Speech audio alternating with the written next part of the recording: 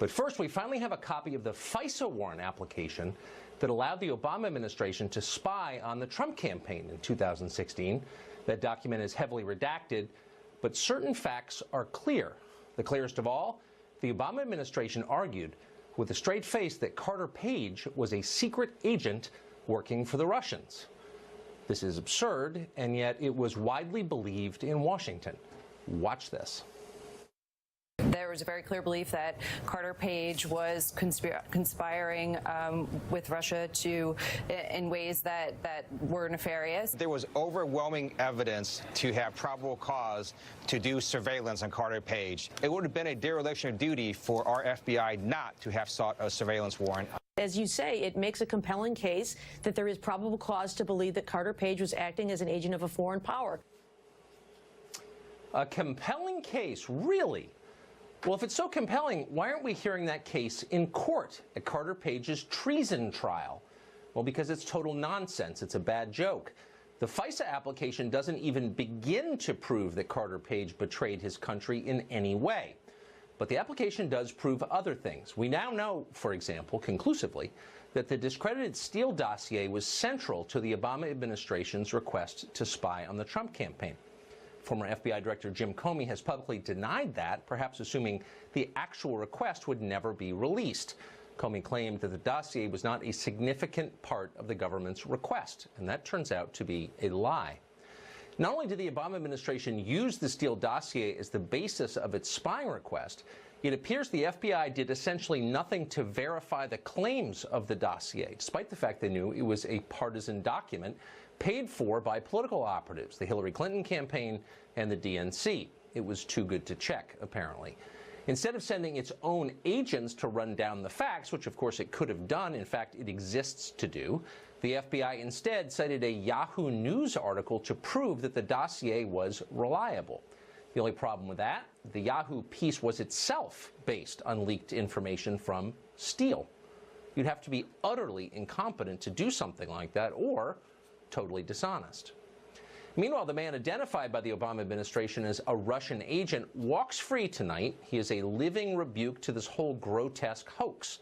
He is Carter Page, and he joins us live tonight. Carter Page, thank you for coming on. Thanks for having me, Tucker. So this application repeatedly describes you as an agent of the Russian government, repeatedly. Are you aware of any criminal charges pending against you? Do you expect to be charged for working for the Russian government?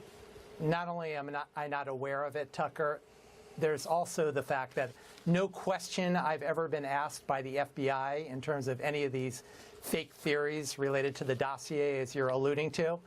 None of those made any sense whatsoever. So there's not even a premise by which I could even conceivably be charged. So it's absolutely ridiculous. And yet there are specifics from the dossier. Apparently, this comes from the dossier, but the application accuses you of meeting with two Russian officials, both named Igor Sechin and Igor Divyekin.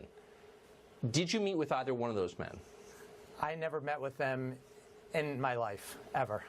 Yep. Do you believe that that allegation comes from the Steele dossier? Absolutely. It's funny, in July of 2016, 2 months before the Yahoo News article came out, I started getting these calls from various news reporters, Wall Street Journal, New York Times, Washington Post, CNN, all asking me about these same two names of people I've never even heard of in my, I had heard of Sechin, I never even heard of Divyekin.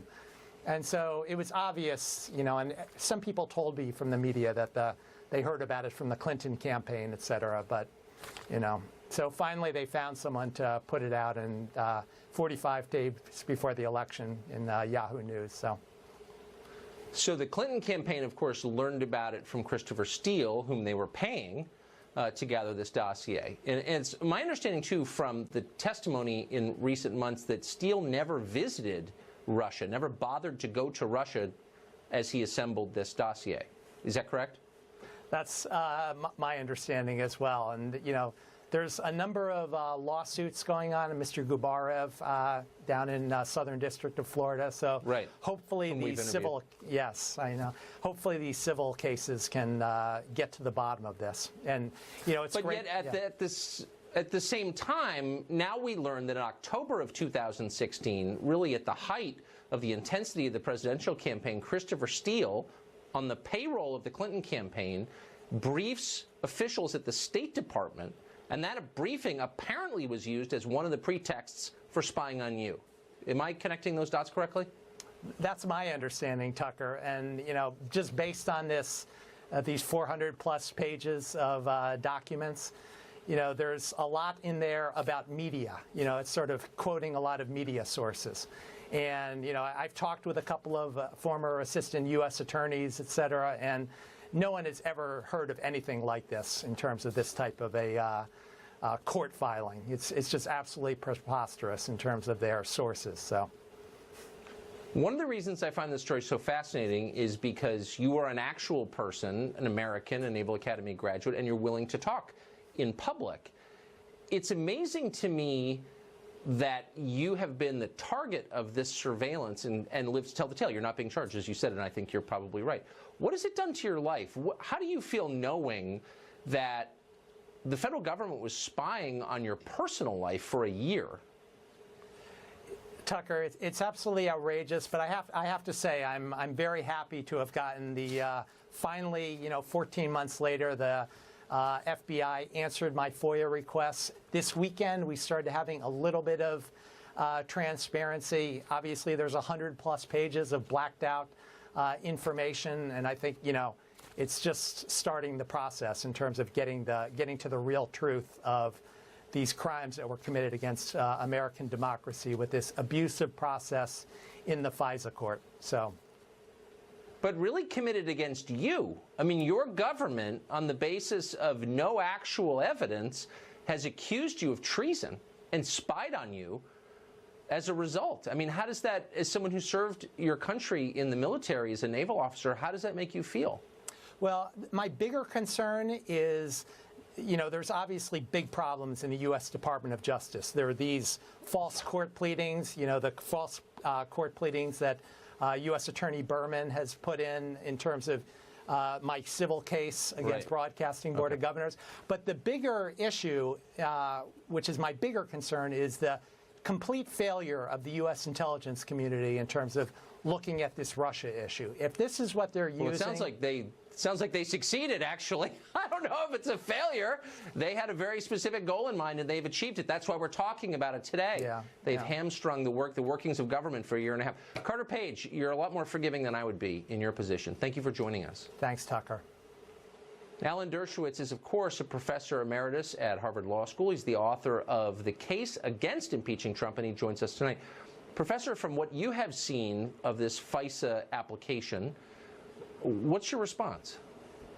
Well, I think Congress ought to ask the people who drafted the FISA response why they deliberately left out the fact that the Clinton campaign and the Democratic National Committee paid for the Steele dossier. That's question number one. Question number two, why did they, if they did, we don't know about the redactions, why did they leave out the fact that the dossier also had this salacious allegations about urination in beds, the kind of thing that would make any judge look very suspiciously on the source of the material. Instead, what they did is they said, this is a guy who had previously given them reliable information without indicating that now it looks like he may be giving them very partisan and very unreliable information. So I think we need to get the answers to those questions before we can come to any firm conclusion.